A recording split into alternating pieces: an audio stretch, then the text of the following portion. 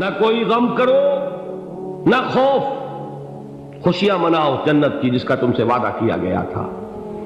اللہ کی ربوبیت پر اطمینان جب انسان کو ہو جاتا، میرا رب اللہ ہے، ربی اللہ، انسان کے لیے نہ کوئی کھٹکا، نہ کوئی خطرہ، نہ کوئی خوف، نہ کوئی حزن۔ جو کچھ ہو رہا ہے کس کے اذن سے ہو رہا ہے؟ اللہ کے اذن سے۔ اللہ کے اذن کے بغیر پتہ تک نہیں ہلتا۔ یہ کوئی اندھا بہرا مادہ نہیں ہے جس سے مجھے کوئی خوف ہو۔ اندھا بھینسا چلا رہا ہو اس سے تو ڈرنے کا ہر انسان کو ڈرنا چاہیے، نہ معلوم کس کو ٹکر مار دے، لیکن نہیں، اس کائنات کو چلانے والا ایک سمیع و بصیر خدا ہے۔ وہ جو میرا دوست ہے، میرا ولی ہے، اللہ ولی الذین آمنوا یخرجہم من الظلمات الی النور، اللہ اہل ایمان کا ولی ہے، ساتھی ہے، پشت پناہ ہے، مددگار ہے، حمایتی ہے۔ بتائیے جسے یقین ہو جائے کہ اللہ میرا مددگار، اللہ میرا محافظ، اللہ میرا پشت پناہ، اللہ میرا حمایتی، اس کے لیے کوئی خوف ہوگا؟ اس سے کوئی ڈر ہوگا؟ میں مثال دیا کرتا ہوں ایک بہت سادہ، پنجاب کے دیہات کی۔ تو بڑا چودھری ہے اور کوئی غریب کسان ہے، اس غریب کسان کے جانوروں کو ہر وقت اندیشہ ہوگا چوری کا، کوئی میری بھینس کھول کر نہ لے جائے، کوئی میرا بیل کھول کر نہ لے جائے۔ لیکن جس کے بارے میں یہ سب کو معلوم ہو کہ وہ جو بڑا چودھری ہے وہ اس کا دوست ہے، اس کی بچیا کو کوئی خوف ہوگا؟ اس کی بھینس پر کوئی ہاتھ ڈالے گا؟ اسے کوئی اندیشہ ہوگا؟ نہیں۔ کیوں؟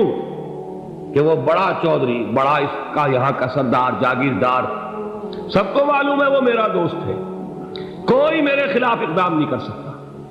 اس دنیا میں یہ چھوٹی سی بات اگر آپ کے دلی اطمینان اور سکون کا باعث بن سکتی ہے تو ذرا تصور کیجئے۔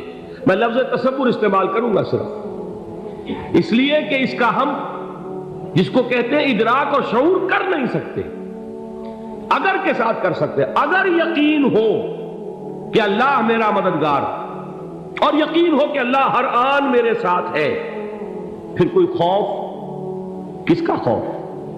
کوئی شے اللہ سے بالا تر ہے؟ کوئی قوت اس سے زیادہ طاقتور ہے؟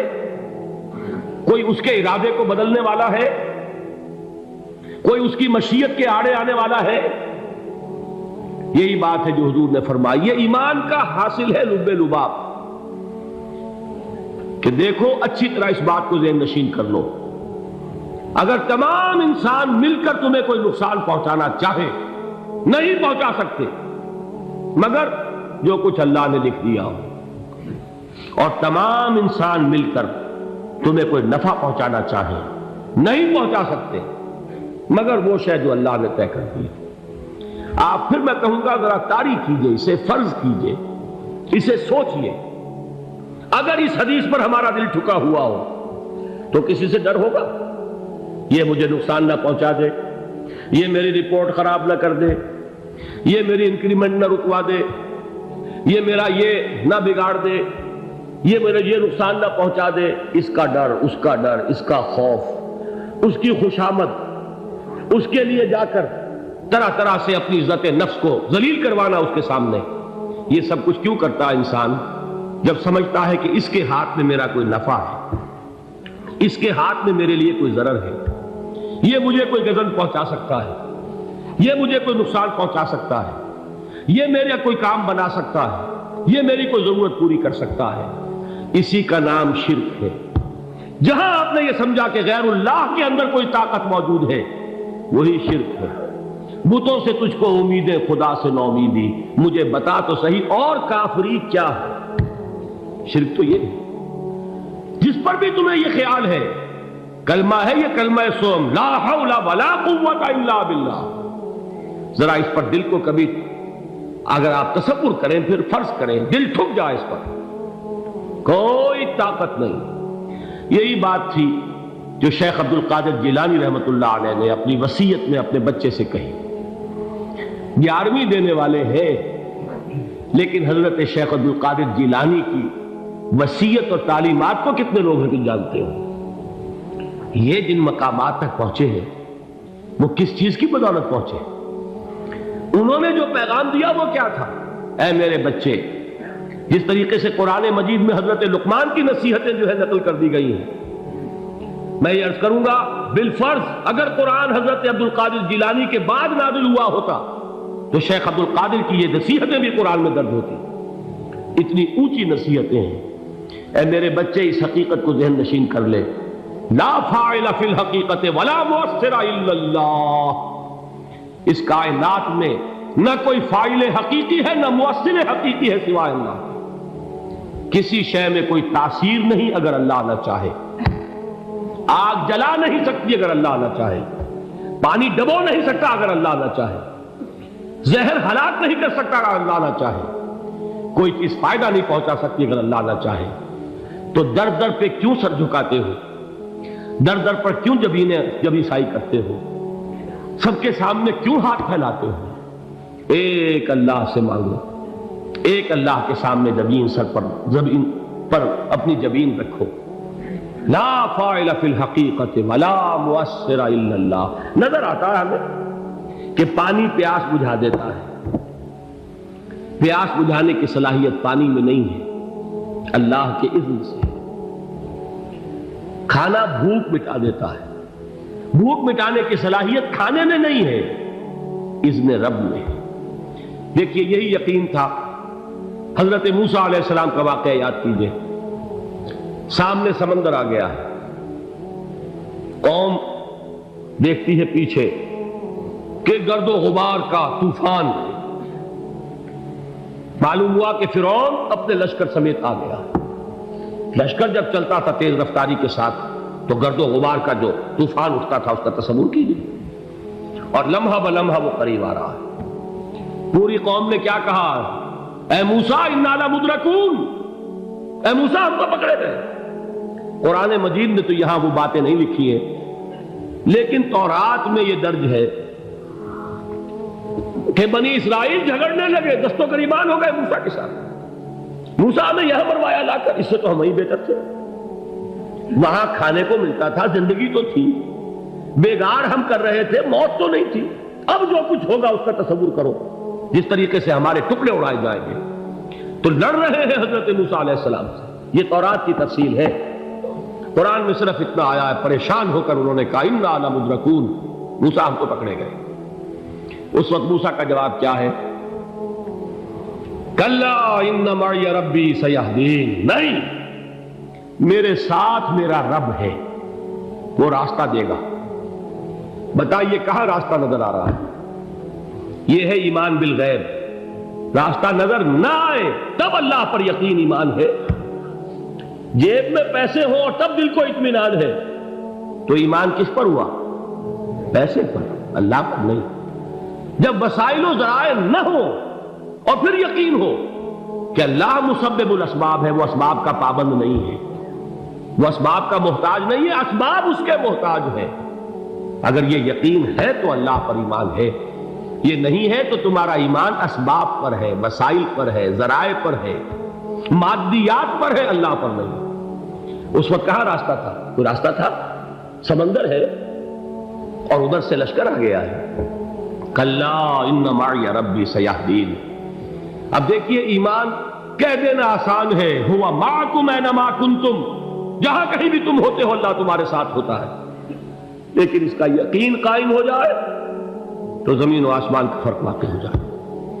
یہی بات ہوئی حضور کے ساتھ۔ غار ہے، چھپے ہوئے ہیں محمد رسول اللہ اور آپ کے وہ یار غار ابو بکر صدیق رضی اللہ تعالی عنہ۔ اقبال نے حضرت ابو بکر کی شان میں چند اشعار کہے صرف، لیکن واقعہ یہ ہے کہ بھاری بھاری نظموں پر اور قصیدوں پر بھاری ہے، طویل ترین نظمیں اور قصیدے ہوں ان پر بھاری ہے۔ ہمتیں ابو بکر کی ہمت جو ہے، کشت ملت را چوں ابر، جیسے بارش سے کھیتی اپجتی ہے، ابو بکر کی ہمت اور عزیمت اس امت کو اسی طرح سینچنے والی ہے۔ ثانیے اسلام و غار و بدر و قبر، وہ دوسرے تھے اسلام میں، دوسرے پہلے کون تھے؟ انا اول المومنین، حضور فرماتے سب سے پہلا ایمان لانے والا میں، دوسرے ابو بکر۔ ویسے ہمارے ہاں یہ چلتا ہے اختلاف، حضرت علی پہلے ہیں کہ حضرت ابو بکر پہلے ہیں، لیکن اس میں بڑی خوبصورت تطبیق قائم کی ہے علماء نے، اور بہت صحیح ہے۔ چار کے بارے میں فیصلہ ہی مت کرو کہ کون پہلے، ان کی ایک عجیب تقسیم کر دی ہے۔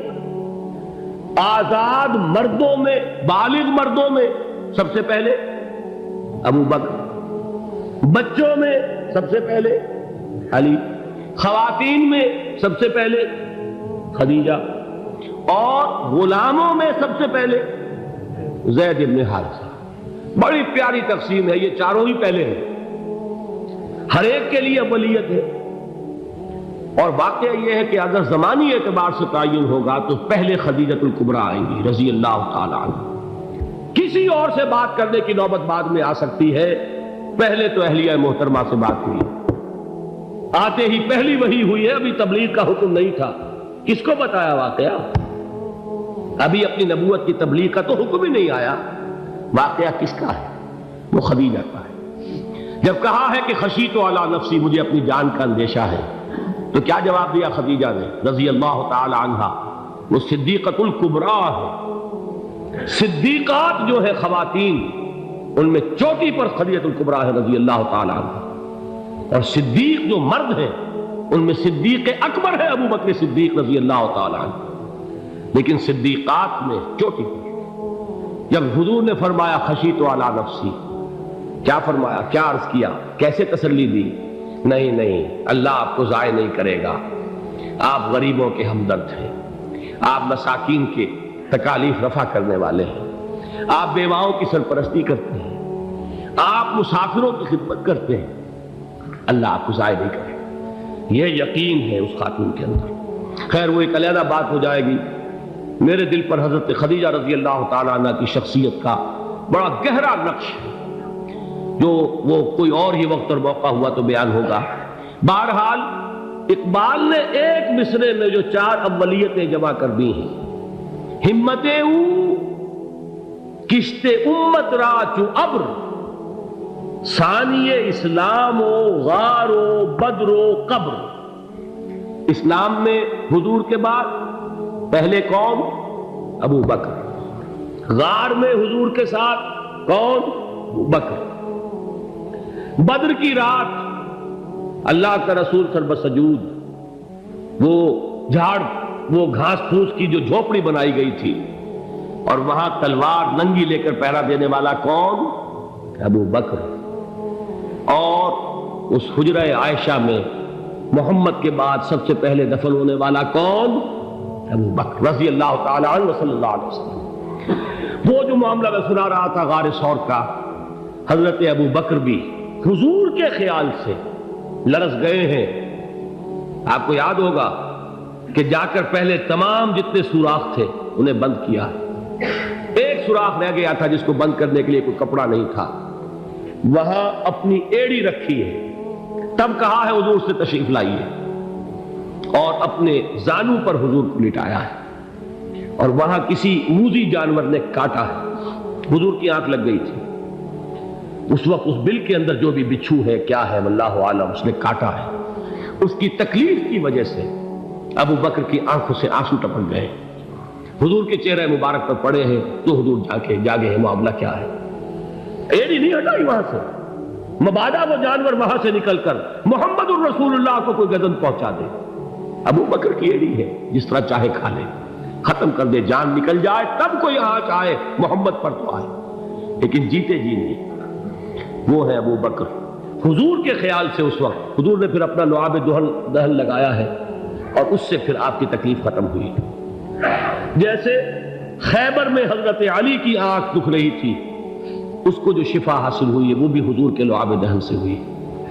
تو بہرحال اس وقت انہوں نے کہا ہے کہ اے نبی یا رسول اللہ، اگر اس وقت ان میں سے کسی نے غیر ارادی طور پر بھی اپنے قدموں کی طرف جھانک لیا تو پکڑے جائیں گے، کیا جواب تھا اللہ کے رسول کا؟ لا تحزن ان اللہ معنا، اللہ ہمارے ساتھ ہے، کیوں گھبراتے ہو ابو بکر؟